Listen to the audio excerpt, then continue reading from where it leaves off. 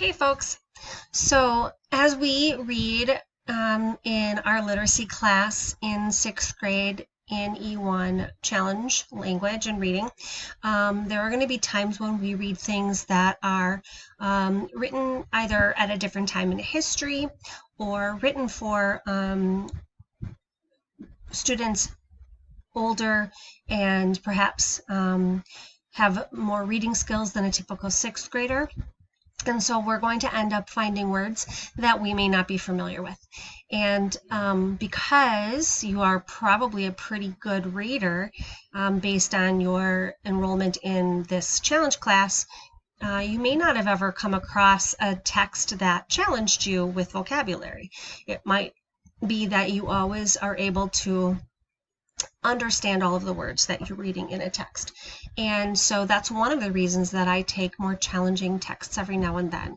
Something that's a more classic literature, something that is a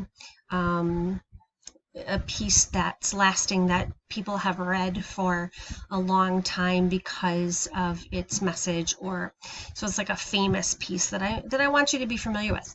And there are lots of times where you are going to come across words that you may not know. And because you are probably not used to that, you may not have strategies to get past it and make sure that you understand the text.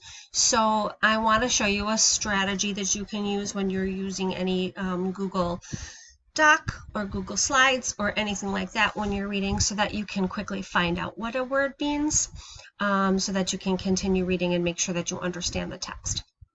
Now, the first option in all cases is to use context clues. So when you're reading and you find something that doesn't make sense to you, the first thing to do is to try to figure it out by reading the words around it, reading the sentences around it, and trying to put a synonym in place of the unknown word.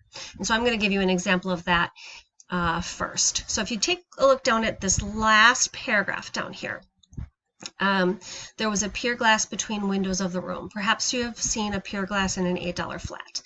We're going to deal with a couple of words in these two sentences. And the first one is pier glass. That's not something that I'm familiar with, that I've heard of. Part of the reason is that this was written quite a few years ago in another country. It's European in origin, and so they have words that we don't use very often or at all. And so we have to try to figure out what they mean. And something that was written, several decades ago are going to have some old term vocabulary that we may also need to decode. So pier glass is the first one. And when I highlight that, the very first thing that I'm going to do when I come across a word I don't know is to try to figure it out. So pier glass. There was a pier glass between the windows of the room. Perhaps you've seen a pier glass. Very thin and very agile person may, by observing his reflection in a rapid sequence of longitudinal strips, obtain a fairly accurate conception of his looks. Okay, so rapid sequence of longitudinal strips. And I know the word peer is kind of like seeing. So I'm wondering if this is sort of a reflective window or maybe a mirror. Okay, that's my guess based on the clues. Now, in some cases, if I can figure it out, I can use strategy number 2.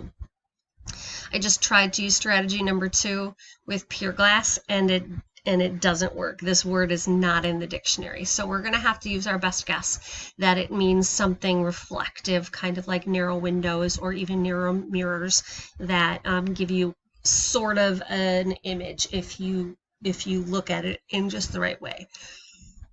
But there was another word here that I'm saying, a flat, an $8 flat. To me, flat is an adjective. So that doesn't fit here. So this must be another word that that we don't use anymore. Okay, so perhaps you've seen a pier glass in an $8 flat.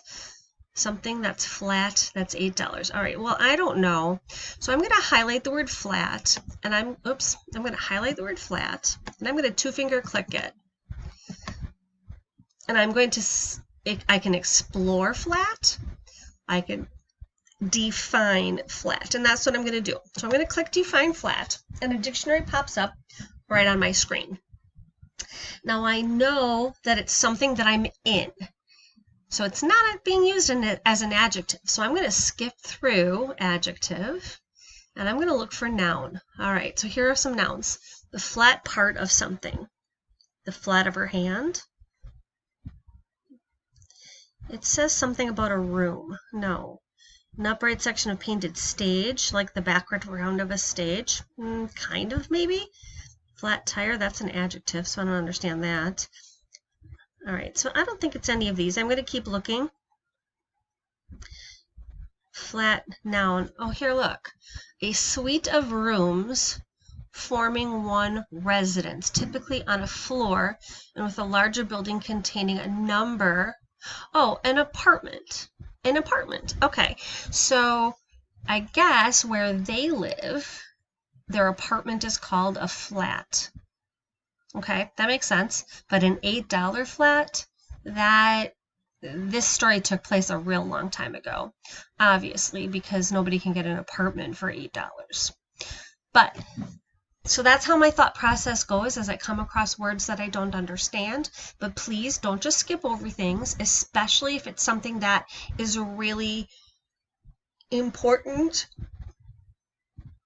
to the full understanding of the text. Use this strategy of looking up the word and finding the correct definition so that you can fully understand the story. And then when you do that, now that I have that highlighted, I could make a note to myself. I can come on up here to comments, and I have that highlighted, and I can say, I can remind myself what it means. Okay, so if I look something up, if I've taken the time to do that, and it may not be something that sticks right away in my head, this is going to help me when I have to come back to the story for some reason to not miss any information. All right, so good strategy, use it as you need.